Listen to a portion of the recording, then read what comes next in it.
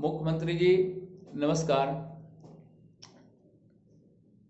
बड़े ही दुख के साथ ये कहना पड़ रहा है कि आप जैसे यशस्वी मुख्यमंत्री जिनको विकास पुरुष का दर्जा दिया गया हमारे स्टेट में, विकास के लिए जाने जाते हैं, क्या वाकई यही विकास है, डेवलपमेंट यही है और यही आपका मॉडल नमूना विकास का?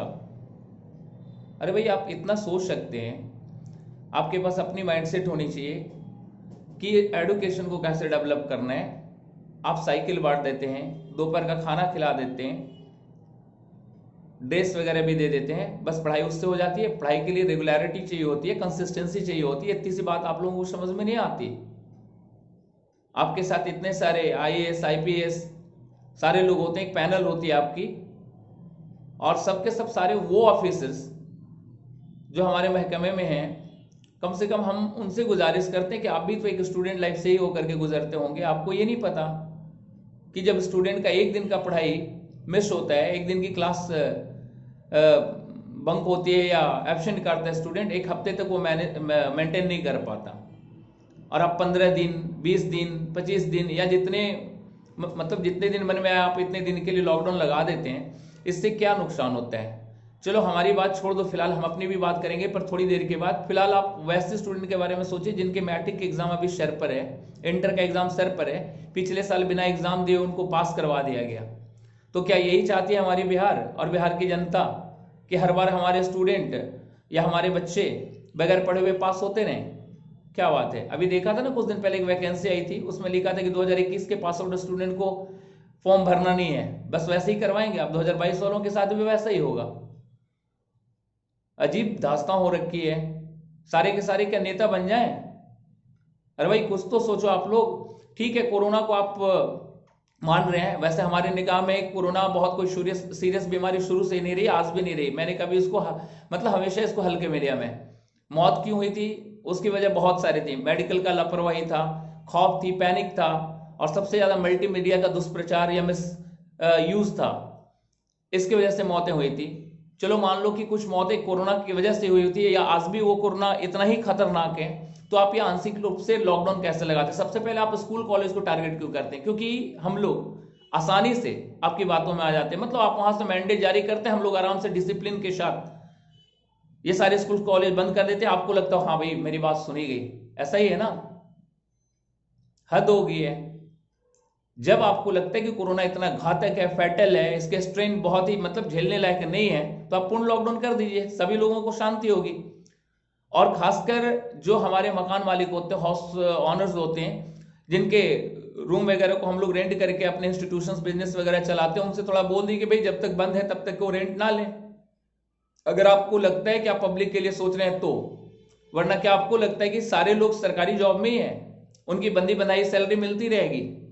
आप सोचो, अगर 15 दिन के लिए आपको अपनी कुर्सी छोड़ करके कोई दूसरा काम करना पड़े, कौन सा काम कीजिएगा? यहां आप कभी 7 महीने कभी 3 महीने के लिए लॉकडाउन कर देते हैं, बस लॉकडाउन कह दिया हो गया। एक बार आदत डालिए, बार बार आदत डलवा रहे हो।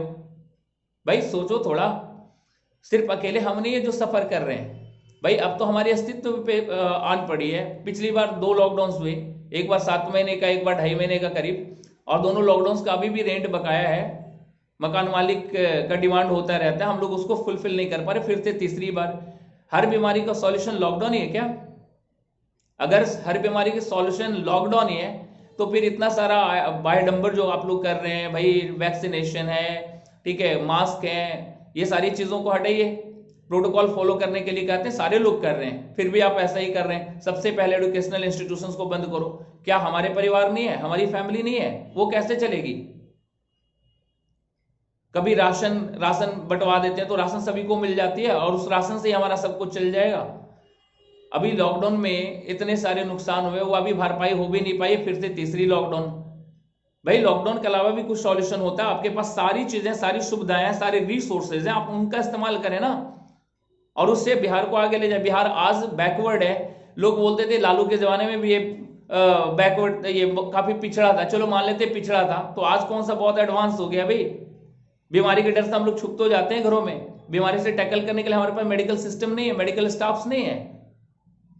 कोई भी अगर गंभीर बीमारी से ग्रसित होता है, कोई नेता लीडर, तो बाहर भाग जाते हैं। क्यों? आपके राज्य में नहीं है क्या वैसे अच्छे डॉक्टर्स जो आपको इलाज कर सकें? ऑर्डिनरी पीपल की कोई मतलब बात ही नहीं सुन रहा। हमको पता है मेरी बात आप तक नहीं पहुंच पाएगी, पर जो लोग भी सुन रहे हैं कम से कम इस बात को आप अपने तरीके से भी रखें। क्या परेशानी होती है? अभी लॉकडाउन लगा है, एजुकेशनल इंस्टीट्यूशन टोटल को बंद कर दिया। आप बोल रहे कि ऑनलाइन पे फोकस करो। ऑनलाइन के लिए सभी के पास अभी भी साधन नहीं है। आपको लगता है कि सारे लोग व्हाट्सएप और सोशल मीडिया यूज करते होंगे, अभी भी ऐसा नहीं है। बहुत सारे लोग ऐसे हैं जो ये देखते भी नहीं। बहुत सारे लोगों को मालूम भी नहीं कि अभी लॉकडाउन लग रखी है। स्टूडेंट की कॉल्स आते हैं, हर दिन स्टूडेंट भी आते हैं विजिट करने के लिए। ठीक है, 2 दिन हो चुके हैं आपके अनाउंसमेंट का, हम लोग मान भी रहे हैं। लेकिन आपको ये चीज सोचना चाहिए कि सबसे पहले आप लॉकडाउन लगाते हो इंस्टीट्यूशंस में, कॉलेज में, और लास्ट तक लगा करके इसी में रखते हैं, क्योंकि हम लोग आपकी बात को अच्छे से सुनते हैं। अगर आप कुछ गाइडलाइंस के साथ बोलें तो 50% के उपस्थिति के साथ या अल्टरनेट डेज करके क्लास को चलाया जा सकता है। आप सबसे एडवांस डिसीजन कैसे ले सकते हैं? आपको थोड़ा भी नहीं लगता कि 15 दिन, 20 दिन, महीने दिन, 2 महीने तक किसी का व्यवसाय अगर बंद रहेगा, किसी की सोर्स ऑफ इनकम बंद हो जाएगी, तो क्या करेगा? कुछ नहीं कर सकता। दूसरा कोई सॉल्यूशन नहीं है। हमारे मोदी जी ने तो पहले ही बोला है कि भाई पकौड़ा भी छाना आ सकते हैं, चलो वो भी छान लेगा तो, लेकिन पकौड़ा छानने वाले और लोग नहीं है बाजार में क्या? पकौड़े भी नहीं बिकेंगे, क्योंकि उसके लिए हमने ट्रेनिंग ली नहीं कभी, और जिन चीजों के लिए ट्रेनिंग ली उसको आप चलने नहीं दे रहे। आपकी सिस्टम, आपके यहां से कितने वैकेंसीज आते हैं जिससे सभी लोगों को जॉब मिलती है? इतना बड़ा बिहार है, करीब 17 करोड़ से 20 करोड़ के बीच की आबादी होंगी। इसमें कितने जॉब्स के लिए वैकेंसीज आते हैं हर साल? कितने लोगों की बहाली हो जाती है? बाकी लोग कहां जाते हैं? और बाकी लोग की जीविका कैसे चलती है? सबकी जीविका सरकार से चलती है क्या?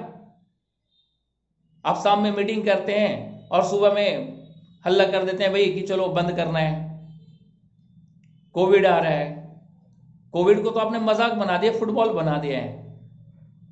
रैली स्टार्ट होगी, कोविड बंद हो जाएगा, और रैली जैसी गई, इलेक्शंस खत्म हो गए, कोविड का दौर स्टार्ट हो जाएगा। अरे भाई आप टेस्ट किट ले आते हैं मार्केट में ज्यादा क्वांटिटी में, चेकअप होने लगता है, कोविड बढ़ जाती है। आप देखो अभी, आप अगर देखेंगे अब हर गली हर मोहल्ले में अगर आप अभी टेस्ट किट भेज दो सफिशिएंट क्वांटिटी में, और अगर टेस्ट होंगी, तो मैं समझता हूं कि 60 to 70% लोग अभी सर्दी खांसी से ग्रसित होंगे और सबका पॉजिटिव आ जाएगा।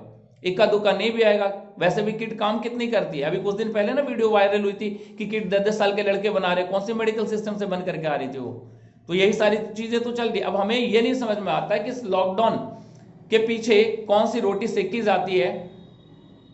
आखिर आप लोगों को कौन सा सुकून मिलता है इसको बंद करके? आप लोग दम भरते हैं कि भाई हम एजुकेशन सिस्टम को सुधार रहे हैं, तो स्कूल की बिल्डिंगें पढ़ाएंगी, स्कूल में आप ढेर सारे स्टाफ्स भर दो, तो स्टाफ्स के रहने से क्या होगा जब स्टूडेंट्स ही नहीं होंगे स्कूल में? आप कुछ गाइडलाइंस के साथ उनको भेजिए ना। वैसे भी आप सुनने वाले हैं नहीं, सुनेंगे ही नहीं। वैसे भी ऑर्डिनरी पीपल की बात कोई भी नहीं सुनता, खास करके जो शासन तंत्र में, वो तो बिल्कुल भी नहीं सुनता। ठीक है, तो ज्यादा तो मैं कुछ कह ही नहीं सकता,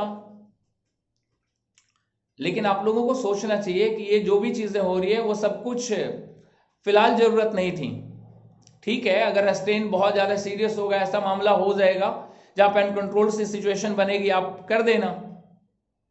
उस दिन सबको जान की खौफ होगी, लोग खुद से घर में दुबक जाएंगे। दूसरी जो लहर आई थी उसमें आपको बोलना पड़ा था क्या? लोग खुद से, लोगों को जब लगने लगा कि नहीं भाई हम लोग काफी डेंजर जोन में आ चुके हैं, तो खुद से वो पैक्ड हो जाएंगे, आपको कहने से नहीं। आज आपने बोल दिया स्कूल कॉलेज बंद करो, तो स्कूल के बच्चे या कॉलेज के जो बच्चे हैं वो घर में बैठ गए, गली मोहल्ले में तो घूम रहे हैं ना, वहां पे अपनी बीमारी बांटेंगे अगर उनके साथ बीमारी है तो फिर ये बंदी का क्या मतलब होता है?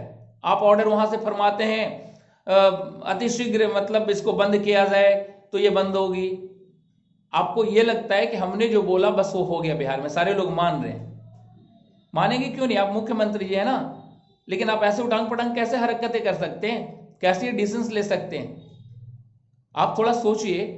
ठीक है, जब बंद होना होगा, जब ज्यादा सीरियस मैटर हो जाएगा उस समय करवा देंगे। फिलहाल आप कुछ ना कुछ प्रोटोकॉल्स वगैरह फॉलो करने का वहां से मैंडेट जारी करें, और स्कूल कॉलेज को नियमित रूप से चलने दें। अगर स्कूल कॉलेज चलेंगे नहीं तो कल को क्या होगा हमारे देश का भविष्य?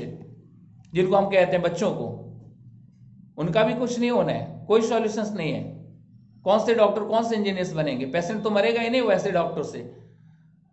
इंजीनियर्स की बिल्डिंग टूटेगी जो बनाएंगे वो। क्योंकि ऑनलाइन में क्या होगा, प्रैक्टिकल कहाँ से करेंगे वो लोग? आपको लगता है ऑपरेशन ऑनलाइन करना सीख लेंगे क्या? बिल्डिंगें ऑनलाइन